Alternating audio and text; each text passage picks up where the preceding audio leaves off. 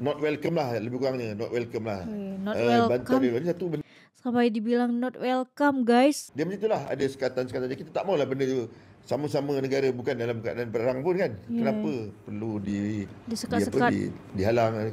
Sepatutnya benda ni kena dibuka dan untuk menjemput lebih ramai orang membantu. Nah, itu dia Islam. Dan harusnya kita lihat kayak bagaimana gitu. dalam video kan, kalau macam kemah-kemah kan, kalau sini ada kemah untuk apa ni, mangsa-mangsa, mangsa banjir. biasanya akan ada tentera ataupun ada polis-polis, tapi hampir tidak kelihatan. Jadi Ya satu Allah. benda yang mengejutkan buat kami yang biasa pengalaman di Malaysia ni. Biasa kalau ada bencana akan ada polis, ada tentera dan sebagainya, tapi tidak berlaku di Aceh lah. Wartawan kena dapat kebenaran daripada Jakarta untuk masuk. Ya Jadi Allah. satu benda yang terbaru dan sangat menyedihkan. Jadi Kebenaran dan, dari Jakarta. satu kumpulan hanya dihadapkan kepada 5 orang. Malaysia menyumbang sedikit dalam bentuk $60,000. Menteri berkenaan harap bersekolah dulu dalam bentuk perkataan, komunikasi atau bahasa kepada sesuatu jiran. Semasa Pak Harto dulu, semasa program-program yang dijalankan antara kedua-dua negara, Pak Soeharto sentiasa dengan senyumnya berterima kasih. Ada masa ketika itu, negeri Johor menyumbang kepada keadaan malapetaka di Jakarta hanya dengan beberapa bungkusan beras, kuih muih dan sebagainya. Masa itu Pak Harto mengucapkan terima kasih. Tapi sekarang Menteri Dalam Negeri Indonesia menyatakan bahawa ini sekelumit ataupun terlalu sedikit, bermakna tidak berterima kasih.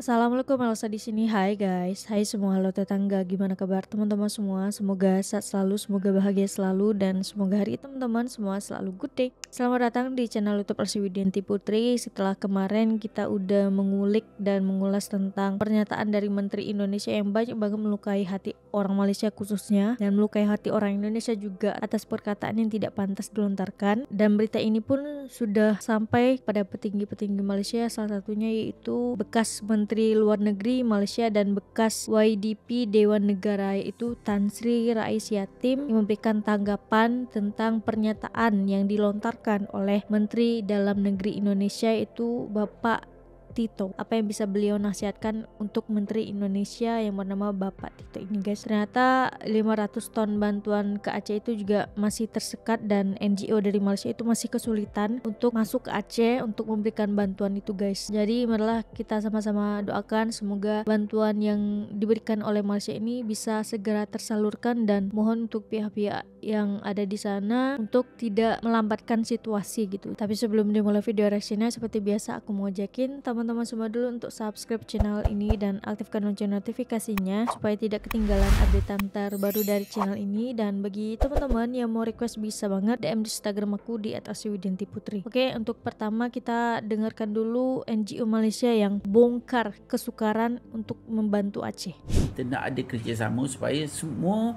bantuan dapat disalurkan. Pasal ada juga yang kita dimaklumkan lapor bangatan dah ada pun lebih kurang berapa 500 tan masih lagi dekat tersekat. Jadi kita merayulah kepada semua pasal benda sampai ini merayu Allah, ceritanya Pak. macam-macam, tapi kita patutnya nak selamatkan dulu, cerita kemudian lah. Dan kita akan bongkarkan atau ceritakan bagaimana pengalaman kita di sana, apakah halangan dan kekangan yang kita sedang hadapi sekarang.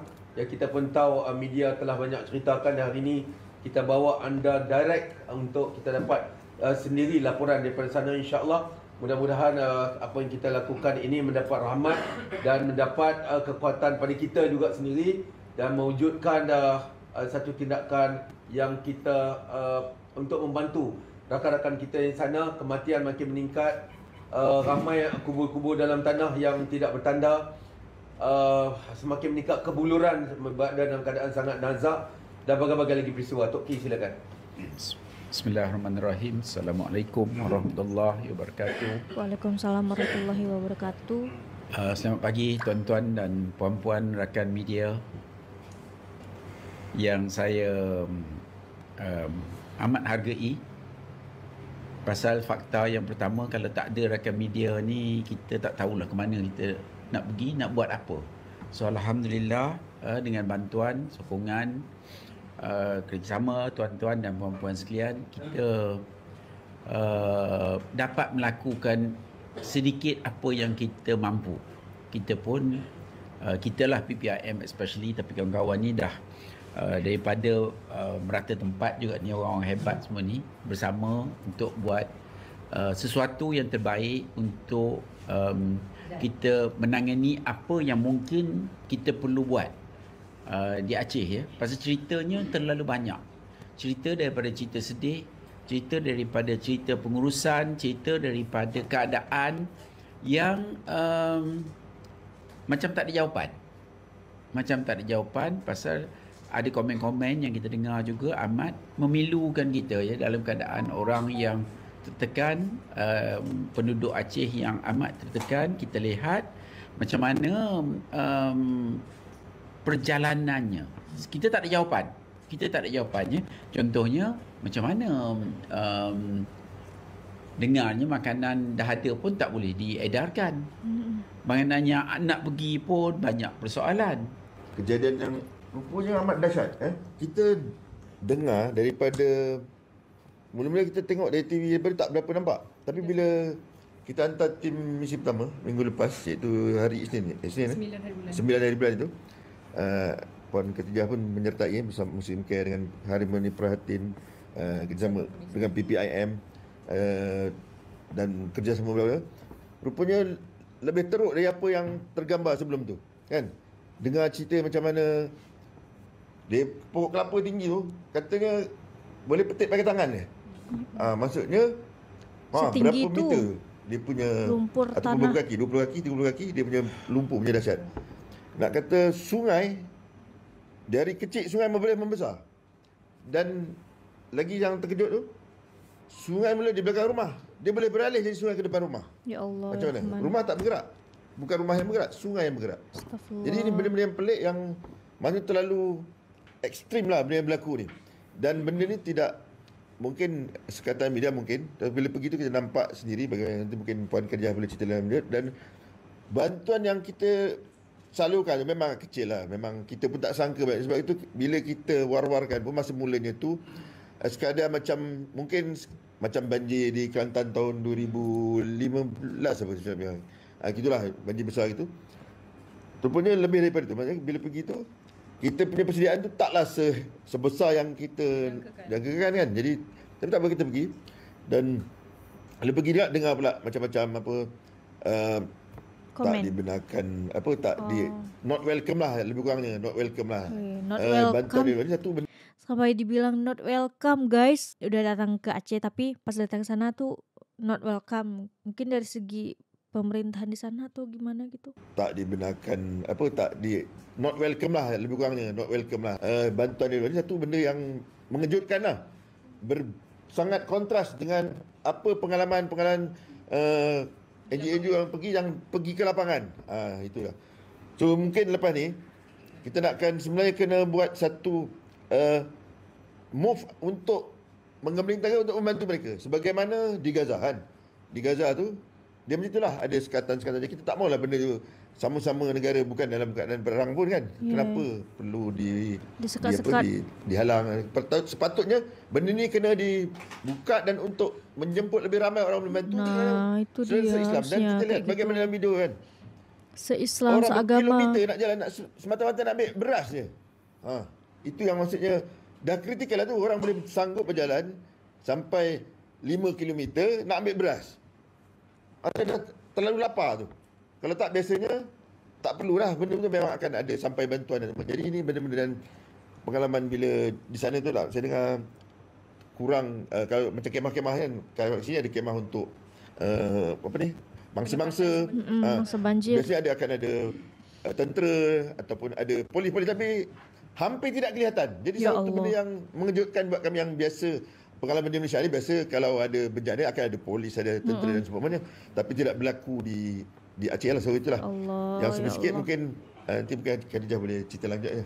So kami Muslim Care Malaysia, PPIM, Harimau Pati dan Yayasan Masjid Kimian bersedia untuk melakukan move yang kedua ni. Dan insyaAllah next mission yang kita cadangkan ialah pada 30 hari bulan Disember ni, selama 6 hari. InsyaAllah kita akan bawa satu bantuan yang lebih besar daripada yang misi yang pertama lah. Wallahualam. Kami berada di lapangan pada 9 Disember tu. Ini cerita kenyataan yang ada di lapangan ya guys. Dan keadaan memang Desember. terlalu dahsyat lah. Boleh saya katakan keadaan di sana lebih teruk daripada kejadian tsunami pada 2004. Banjir yang terjadi ni demi Allah merinding, adalah aku nggak banjir kebayang lumpur weh. yang berserta dengan pokok-pokok lah, kayu-kayu. Jadi di sana mereka terputus bekalan makanan, terputus bekalan elektrik. Yang kami fahamkan di sana pencawang elektrik tu telah hanyut bersama dengan banjir tu. Jadi mereka ni ibarat pekan zombie lah kita kata kat sana. Allah, pekan terlalu zombie dahsyat sampai bila kita dibilang, tengok weh. dengan keadaan sawah padi yang musnah, terkena banjir lumpur tu. Jadi yang paling kita risaukan nauzubillahnya adalah selepas ni mungkin bantuan makanan ni memang sangat diperlukan. Sebabnya kita risau akan terjadinya kebuluran lah. Bila Kelaparan, mati kata terputusnya kelaparan bekalan makanan apa semua kan, dan bila bantuan-bantuan daripada luar ni sendiri disekat. Jadi kita haraplah insya-Allah dengan kerjasama ni kita dapat bantu saudara kita se-Islam kita di bandar di Aceh tu lah insya-Allah. Bahawa wartawan kena dapat kebenaran daripada Jakarta untuk masuk. Ya Jadi Allah. satu benda yang terbaru dan sangat menyedihkan. Jadi Kebenaran and then, dari Jakarta, satu kumpulan weh. hanya dilihatkan kepada 5 orang. Allah. 5 orang, tak boleh lebih daripada 5 orang. Berlaku ni memang kontras langsung, memang hampir tak ada langsung. Itu pelik tu. Bantuan luar tak masuk. Dia Ya dulu Allah. NGO sampai NGO pun buat helikopter daripada dulu Oxfam apa semua buat helikopter pergi ke Aceh untuk bantu masa tsunami.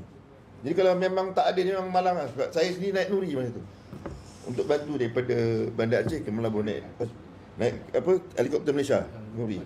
Ya, mungkin masa tu kesalahannya adalah tsunami, ombak laut, gelinciran bumi. Tapi sekarang ni kesalahannya mungkin bala. Itu sebab tak dibenarkan mungkin. Malang Atas buatan-buatan tangan-tangan manusia.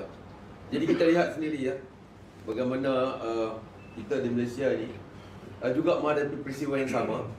Tapi kita masih berani untuk bersuara dan berkata-kata. Tapi kita harap perkara ini kita wawarkan ke seluruh dunia. Iya. Agar seluruh dunia press kena tahu benar. Bahawa sekarang ni adalah krisis kemanusiaan sedang berlaku di Aceh. Kita tidak mahu tragedi Palestin yang berlaku itu berlaku di Sumatera. Berlaku pada saudara-saudara kita.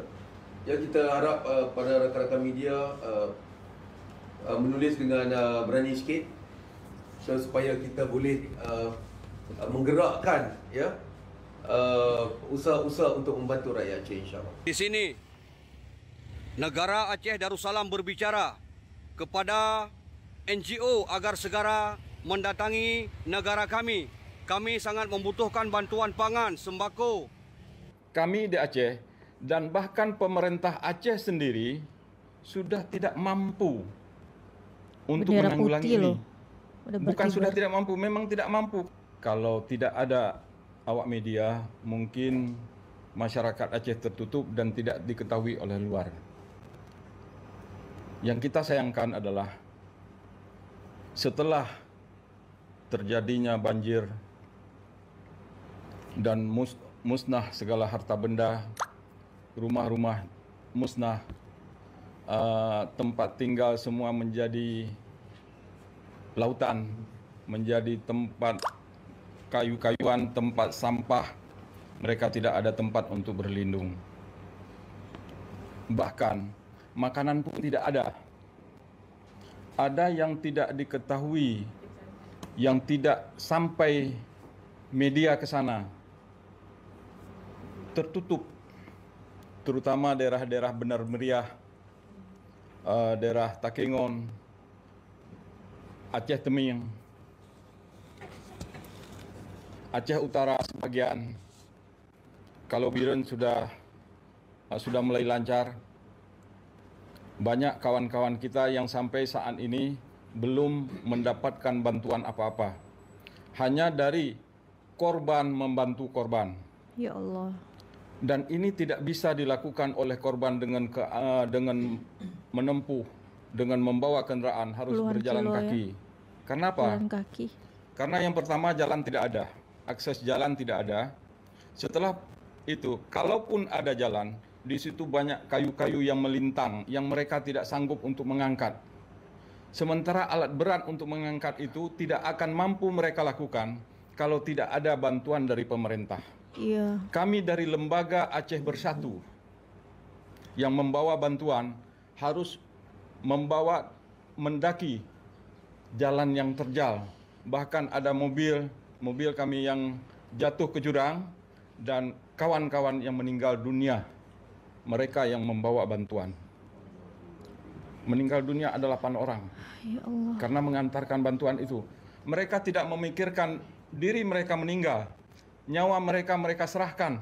Karena apa? Mereka mengharapkan ridha daripada Allah. Itu yang mereka lakukan. Tetapi masih juga dibuat halangan dan rintangan, malah ditakut-takuti. Saya tidak mengatakan itu aparatur negara.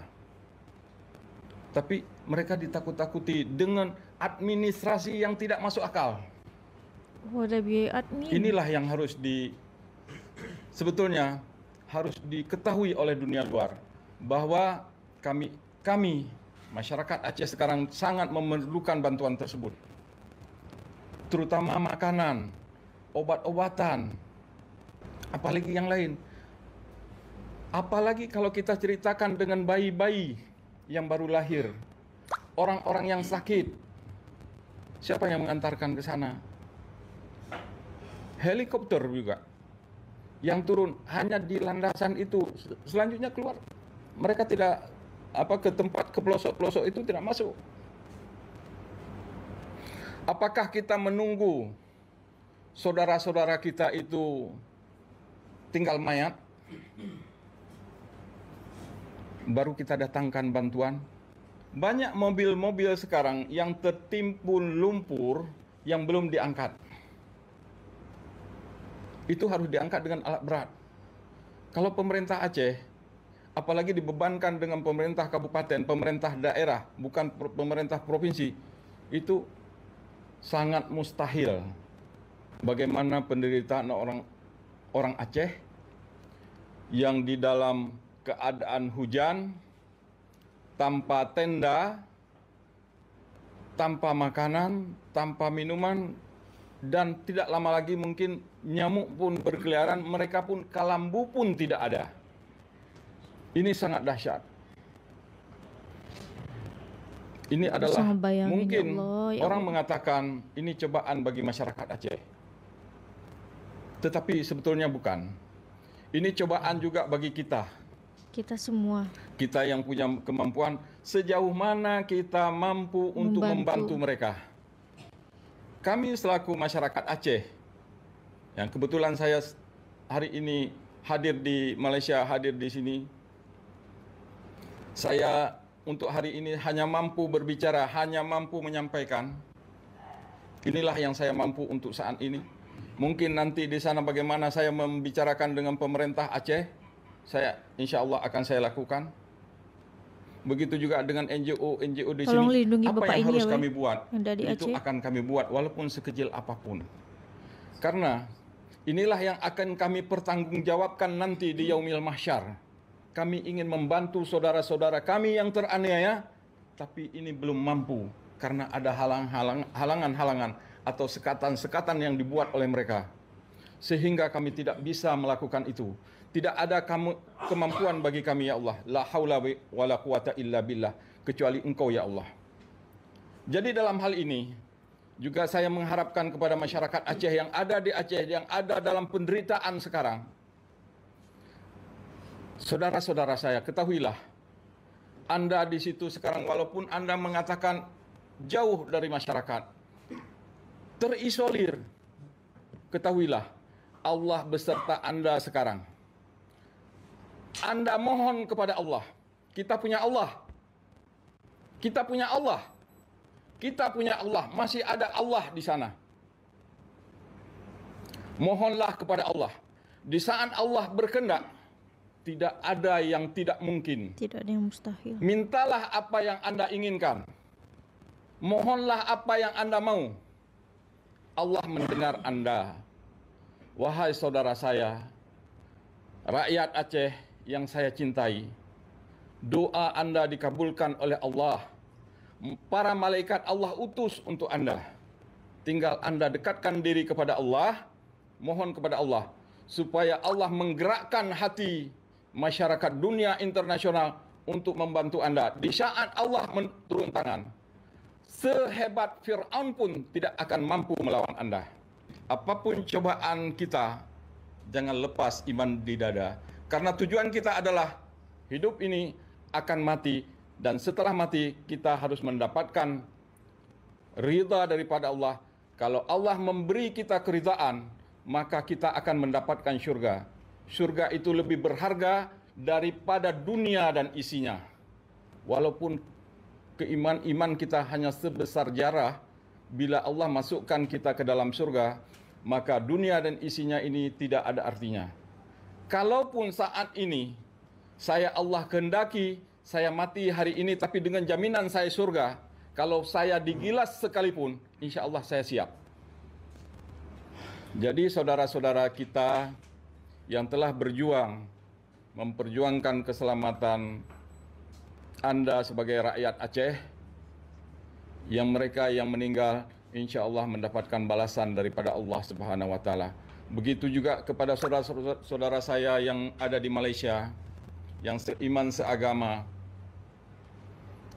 Dari kami, masyarakat Aceh, rakyat Aceh, hanya bisa berdoa kepada Anda supaya Allah teguhkan iman kita, Allah teguhkan Islam kita, kita bersatu dalam kalimah La ilaha illallah Muhammadur Rasulullah. Di sanalah kita akan berjumpa.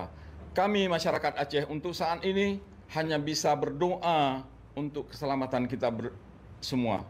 Sementara kami saat ini tidak ada daya. Kami dalam keadaan ditimpa musibah, dalam keadaan ditimpa kemalangan, dalam keadaan terzalimi. Selebihnya tinggal pandangan dari para media bagaimana. Saya tidak bisa menceritakan lebih. Saya tidak bisa melebih-lebihkan. Malah mungkin yang saya ucapkan ini kurang dari apa yang saya sampaikan dengan penderitaan yang dirasakan oleh masyarakat Aceh. Duka cita reaksi Menteri Dalam Negeri rakan kita di seberang yang menyatakan bahawa sumbangan $60,000 itu bagi meringankan beban sangsara di Aceh dan di wilayah-wilayah lain diumumkan sebagai perkara kecil dan sumbangan yang tak berpatutan. Ini bukan berbudi bahasa sebenarnya. Apabila rakan ataupun jiran membantu, waima banyak mana pun, jangankan sebut $60,000. Kalau RM60 pun disumbang oleh seseorang, harus berterima kasih. Jadi dengan kenyataan umum yang dibuat kepada dunia menunjukkan bahawa Malaysia menyumbang sedikit dalam bentuk $60,000, menteri berkenaan harap bersekolah dulu dalam bentuk perkataan, komunikasi atau bahasa kepada sesuatu jiran. Dan ini harus dipegang sebagai pedoman yang baik. Semasa Pak Harto dulu, semasa program-program yang dijalankan antara kedua-dua negara, Pak Soeharto sentiasa dengan senyumnya berterima kasih. Ada masa ketika itu, negeri Johor menyumbang kepada keadaan malapetaka di Jakarta hanya dengan beberapa bungkusan beras, kuih muih dan sebagainya. Masa itu Pak Harto mengucapkan terima kasih. Tapi sekarang Menteri Dalam Negeri Indonesia menyatakan bahawa ini sekelumit ataupun terlalu sedikit, bermakna tidak berterima kasih.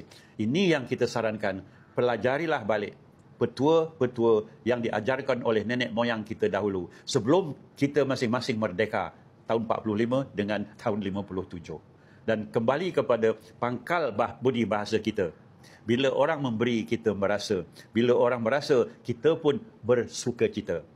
Mungkin dapat nilai ini dikembangkan semula. Wahai Pak Menteri Dalam Negeri. Sampai Tan Sri Rais Yatim bersuara, Pak Menteri mempunyai jabatan tinggi tapi adabnya nol gitu. Mempunyai ilmu yang tinggi tapi adabnya nol. Percuma aja kalau ilmunya tinggi tapi adabnya nol, sama saja tidak gitu. Kalau orang bilang kan adab lebih mahal dari apapun. Dan tadi kita mendengarkan penjelasan sama-sama dari PPIM Malaysia ya. Mereka membongkar akhirnya apa yang berlaku di Aceh, di mana bantuan dari Malaysia itu masih disekat sampai hari ini, belum memiliki titik terangnya. Kita dengar cerita tadi dari Malaysia, dari Acehnya juga langsung sangat-sangatlah memilukan keadaan di sana gitu. Tolong pikirkan rasa kemanusiaan. Bendera putih udah berkibar, tandanya mereka udah nggak kuat gitu. Mereka perlu bantuan dari luar. Kita berharap banget teman-teman yang ada di Aceh diberikan kekuatan, diberikan ketebahan, karena apa yang mereka punya saat ini tidak ada kecuali keimanan mereka yang membuat mereka bertahan sampai hari ini gitu. Untuk video kali ini cukup sekian.